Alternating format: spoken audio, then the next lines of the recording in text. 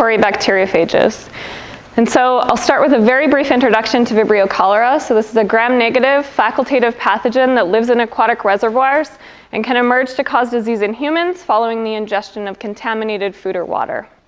Following ingestion, the organism colonizes the small intestine where it replicates to very high levels, produces key virulence factors which are responsible for the main symptom of disease, which is the production of severe watery diarrhea. And that diarrhea then facilitates the organism's spread between individuals via fecal-oral contamination, as well as its reseeding into aquatic reservoirs to promote additional epidemic spread. Now, my lab, of course, is most interested in the fact that Vibrio cholera faces phage predation at every single stage of its life cycle. And so far, this has really been a very much overlooked aspect of the interactions between Vibrio cholera and its human host. So Vibrio cholera faces phage predation in the context of the aquatic environment, but also those same phages can be co-ingested with Vibrio cholera such that they are capable then of infecting and killing their bacterial host during disease in humans when that bacterium is trying to infect and colonize its human host. And then, so this idea, of course, is not mine, but it has been long hypothesized since the early 1900s by Felix Durrell that these phages that are present in the aquatic environment, as well as in human stool samples from cholera victims, are important in controlling the epidemic spread of this organism.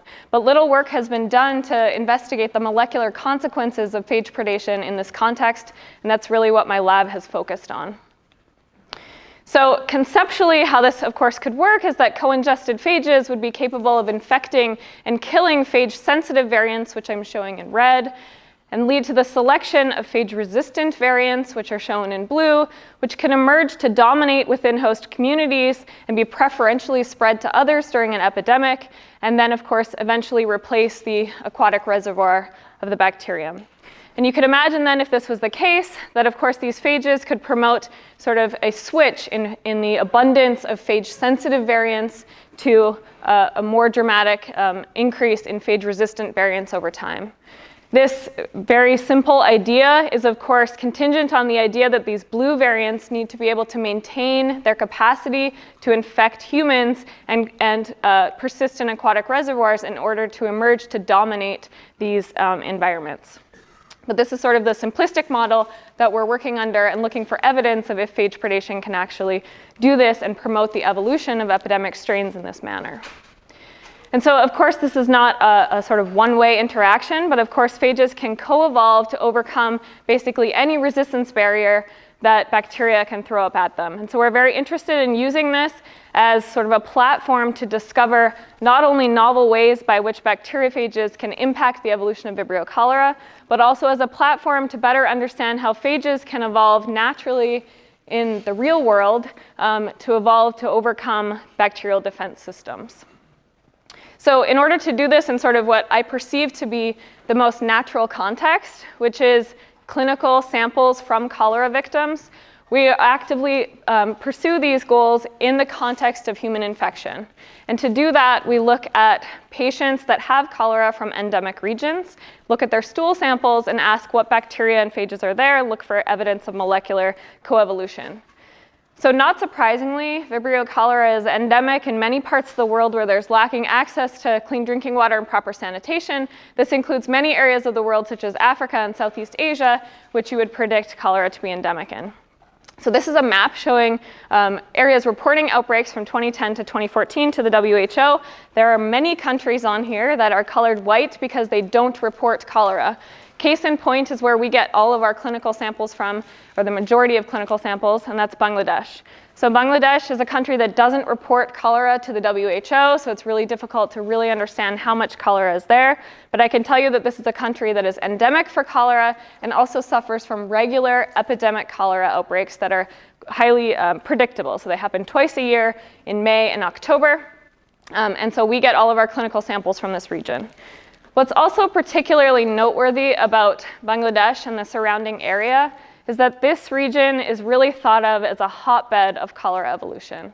So the collective work by many groups is sort of pointing to this overall hypothesis that epidemic and pandemic lineages of Vibrio cholera emerge and evolve in and around the areas surrounding the Bay of Bengal, including Bangladesh. and then are transported through human-mediated activity into vulnerable regions where they set off massive epidemics. So even though Vibrio cholera lives in aquatic environments and local lineages are presumably capable of causing disease, it's really not those local lineages that are responsible for these huge outbreaks, but it's the introduction of these strains, particularly from the Bay of Bengal, that seems to be responsible for these devastating outbreaks. So it's particularly important, I think, to study Vibrio cholera and evolution with phages in this context, where I think there's a more sort of reason to understand the evolution of this organism in that for the pandemic spread of Vibrio cholera. In addition, of course, to the fact that this is a disease that is really important in that local region as well. So to do this as a postdoc, I started work looking at stool samples collected from a hospital in Bangladesh called the International Center for Diarrheal Disease Research Bangladesh, ICDDRB. And I looked at a set of samples that were collected between 2001 to 2011. And I asked what phages were present in those samples. Because despite the fact that I told you that people had hypothesized for a long time that phages were important in controlling cholera epidemiology, nobody had actually looked at what phages were there at a molecular level. And so I started just by asking what phages were there in a sample set from this time period. And what was quite remarkable is that we only found 3 unique phages in that time period from many individuals. These 3 unique phages we call ICP phages. For the hospital, ICDDRB, cholera phage 1, 2, and 3. Now these phages are unrelated to one another. So ICP2 and ICP3 are podoviruses, so they're T7-like in morphology and have a relatively smaller genome than ICP1. ICP1 is the phage that I'll spend the most of the time talking about today, and this is a larger myovirus, a T4-like virus, and this particular virus seems to be really important because it is also the dominant phage. So this initial study sort of led us to this finding that there's only a limited diversity associated with cholera patient stool samples. But moreover, we've found, and other individuals have found as well, is that not just in Bangladesh, but now in India, we see that ICP1 is really the dominant phage.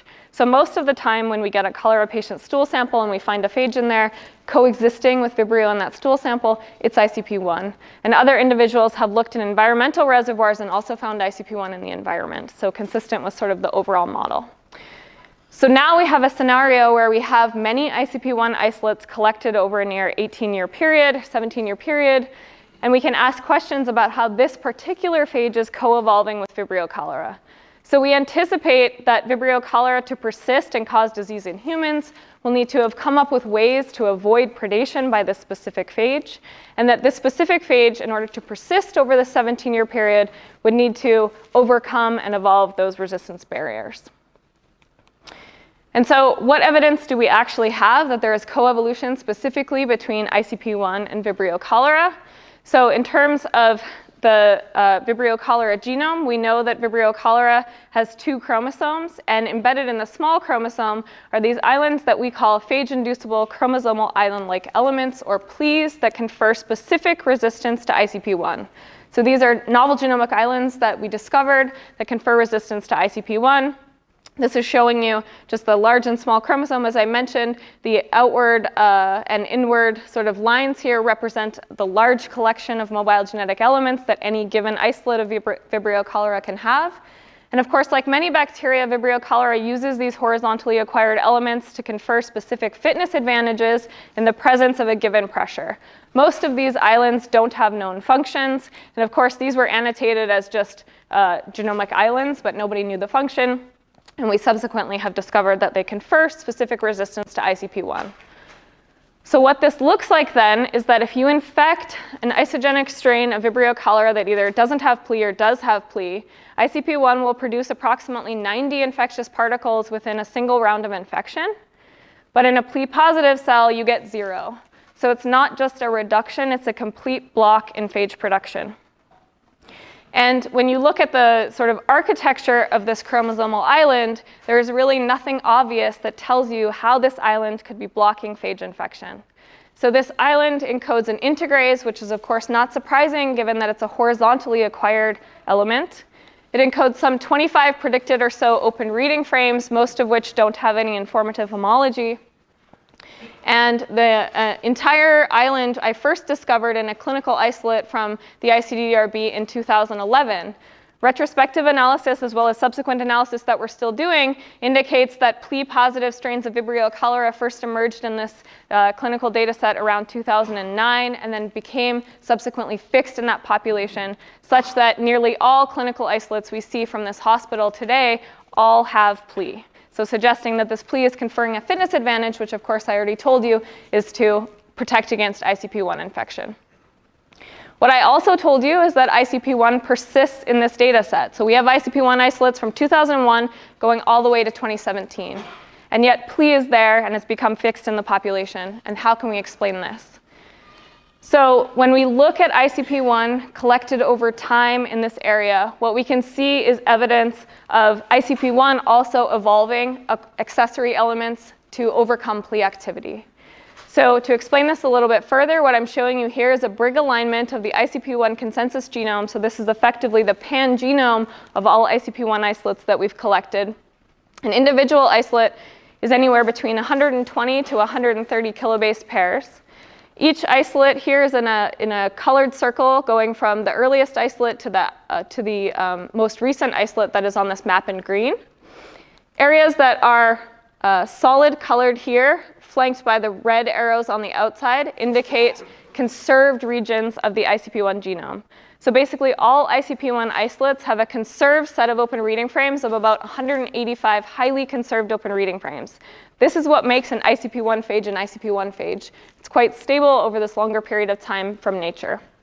However, individual isolates can have these accessory islands or accessory genes, which are shown in blue. So some of these islands you can see, or some of these genes you can see, sort of were absent in old isolates and then subsequently became fixed in new isolates of ICP1. And what was sort of most striking about this comparative analysis is that about half of ICP1 isolates that we have in our collection encode a functional CRISPR-Cas system. So that's shown here in yellow. And so these accessory genes, including CRISPR-Cas, are really what we think evolve in the phage to overcome these Vibrio defenses. So CRISPR-Cas, you're probably familiar with it, not just as a genome editing tool, hopefully, but as a way that bacteria typically use to combat phage infection. So it's a sequence-specific adaptive immune system that degrades foreign nucleic acid, usually bacteria, against phage. In our system, the phage have evolved to encode a fully functional CRISPR-Cas system, which they use to degrade Pli. And so how this works is basically that all known targets of the ICP1 CRISPR-Cas system are against Pli, such that when the phage infects, it injects its DNA, the CRISPR-Cas system is expressed as part of its immediate early transcriptome. That directs the CRISPR-Cas system in a sequence-specific manner against the Pli, degrading the Pli and allowing ICP1 to escape this inhibition and form progeny viruses in the face of Pli activity. So this is really the best example that we have between Vibrio cholera, Pli, and ICP1 encoding a CRISPR-Cas system of sort of using this platform of natural clinical isolates to uncover novel mechanisms by which bacteria and phages interact and co-evolve. So the CRISPR-Cas system, while perhaps a very exciting aspect of this story, is sort of known. We know exactly how the CRISPR-Cas system would work to degrade the Pli and act for ICP1. But what we don't really understand is how the Pli works to protect against ICP1 infection. So what I'd like to do in the time that I have left is talk about some of the work that we're doing to uncover the molecular mechanisms behind Pli activity. So I'm going to go through a stepwise model for how we think Pli is working. So Pli, as I mentioned, is integrated in a site-specific location in the Vibrio cholera chromosome. It's largely transcriptionally off in the absence of phage infection. ICP1 can still initiate infection of a Vibrio cholera cell that has Pli, and its early infection program is largely unperturbed. So it goes in, injects its DNA, and starts transcribing its genes. Now, one of the things that I mentioned about Pli is that it stands for phage-inducible chromosomal island-like element. And so it is indeed induced upon ICP1 infection. One aspect of its induction is that it excises from the chromosome within minutes of phage infection, specifically with ICP1 infection. When we look at the molecular mechanisms underpinning this response, we know that the Pli, of course, encodes this integrase, which is one of the only genes that I had labeled. So this is a large serine recombinase that would be important for both integration as well as excision. So if you look at this reaction where the pli is first integrated into the chromosome and now upon phage infection needs to excise to form an episomal pli copy and get out of the chromosome, this would also be mediated by the large serine recombinase. But of course, this bidirectional reaction needs to have some regulator, right? It can't just excise and integrate without the correct stimulus. And so for excision, what we know, based on the fact that this is a large serine recombinase, is that this integrase would require a protein cofactor in the form of a recombination directionality factor, which would alter its catalytic recognition of these hybrid left and right attachment sites to catalyze excision from the chromosome. Now, most of the time in basically all other systems that had been known prior to this that we just recently published is that the RDF, or the recombination directionality factor, and the integrase are encoded in the same genomic island, right? So, for example, a given lysogenic phage that's integrated into a bacterial chromosome will use this to excise from the bacterial chromosome, and differential regulation between the RDF and the int will allow for either excision or integration. In our system, what was quite remarkable is that the RDF is actually encoded by ICP1. So ICP1 encodes a small protein that we call PEX-A. This is a hypothetical gene product with no predicted structure or function, as is quite typical of phage genomics, that is unique indeed to ICP1. So the phage has this protein. It's using it for some other purpose, but it is being hijacked by the pli-encoded integrase as a signal for the pli to get out of the chromosome immediately upon ICP1 infection. So PEX-A physically interacts with the integrase, and this allows for excision in response to phage infection, specifically in response to ICP1 infection. So this helps to explain some of the molecular specificity of how pli is specifically evolved to combat ICP1 infection. So after induction, we also know that pli is transcriptionally activated within minutes upon ICP1 infection. This does happen independently of PEX-A, but we do not know what is triggering transcriptional activation at this stage.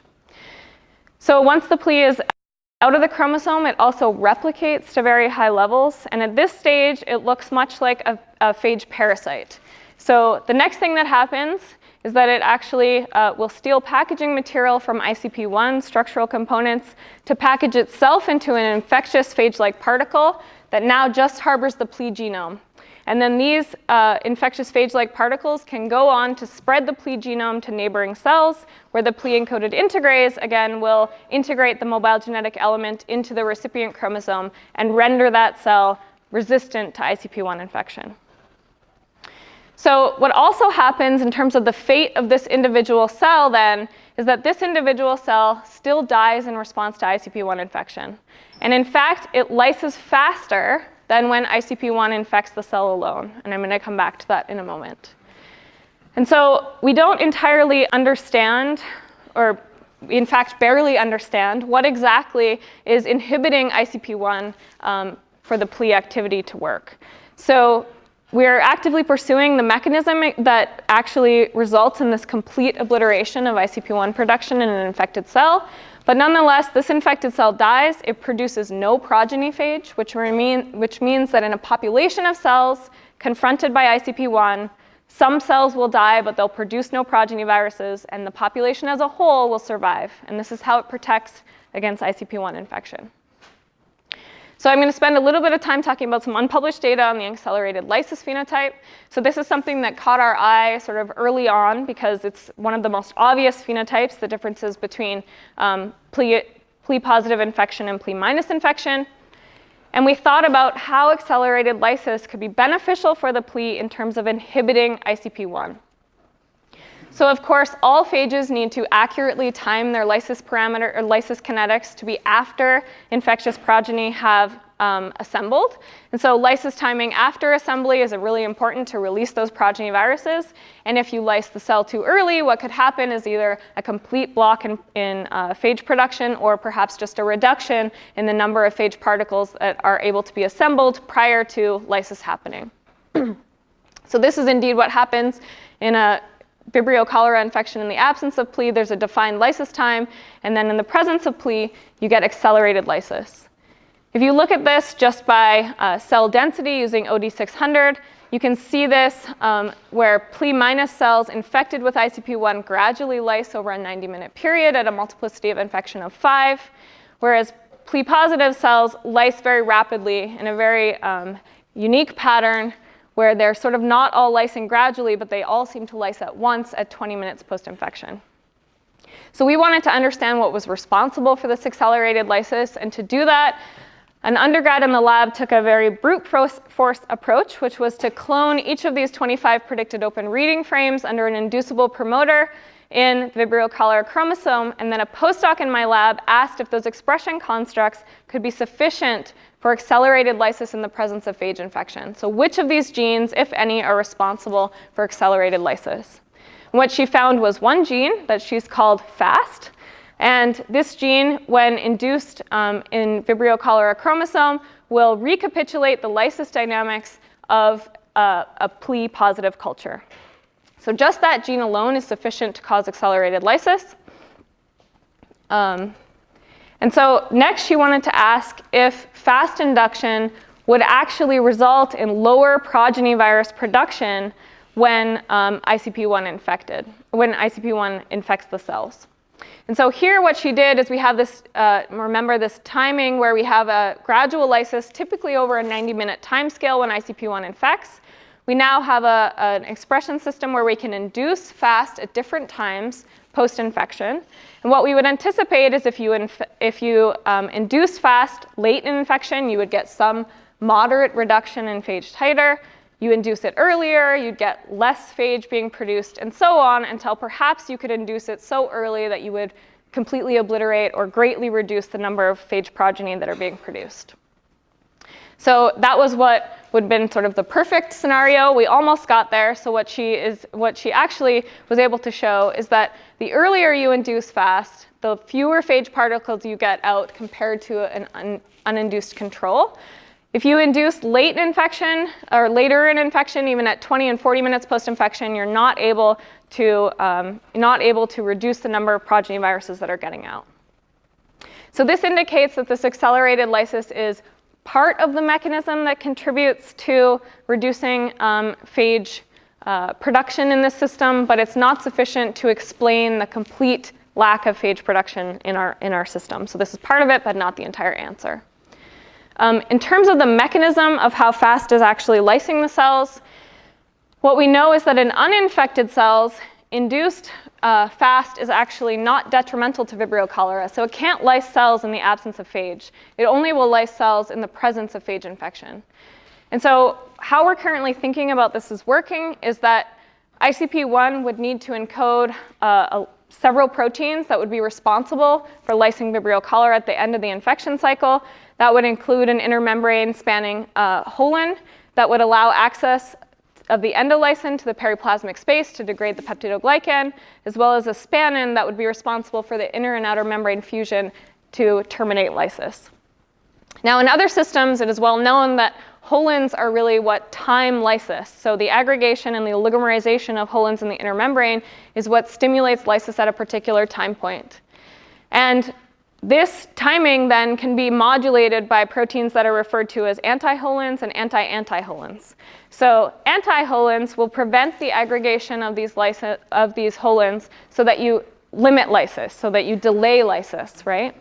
And then anti-antiholins can interact with antiholins to prevent their activity and stimulate lysis. So what we're currently operating under the model is that FAST encodes an anti-antiholin that specifically interacts with an ICP1 antiholin to stimulate lysis when the phage is otherwise not prepared to lyse the cell.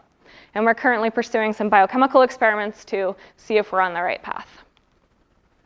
So I showed you some of the data that we have to understand Ple activity. We still have a lot of work to do to understand all of the molecular mechanisms. It's been quite a complicated system to work on, but I think we're getting there in strides. So just very quickly in the last slide, I just want to show you that this Ple that I talked about is actually not the only Ple. All the data I showed you is from the isolate that I recovered from 2011 in Bangladesh. When we looked retrospectively, dating back now to the early 1930s, we've been able to see 5 distinct pleas that have evolved in Vibrio cholera over the last 100 or so years, not quite 100 years. So all of these pleas encode an integrase. They all respond and excise in response to ICP1 infection. They all block ICP1 infection. They share a conserved set of approximately 11 core genes.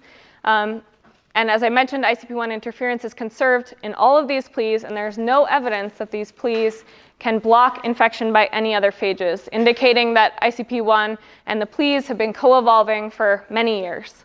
When we look at the timing of these pleas, we also can see this very distinct temporal pattern where a given plea is persistent for a number of years and then gets displaced and eliminated when a new plea variant emerges, which to us suggests that ICP1 has evolved to overcome plea 5 that's selected for the emergence of plea 4, and then so on until we're continually seeing, currently, plea 1 positive Vibrios.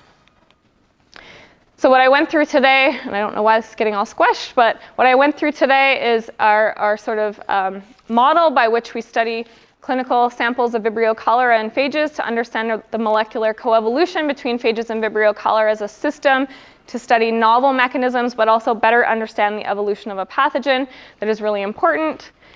And with that, I think I'll just wrap up by thanking my lab. So I have a very talented group of students and postdocs here at Berkeley. I'd like to thank our funding and our international collaborators for giving us the opportunity to work on these clinical patient samples. And with that, I'd be happy to take any questions.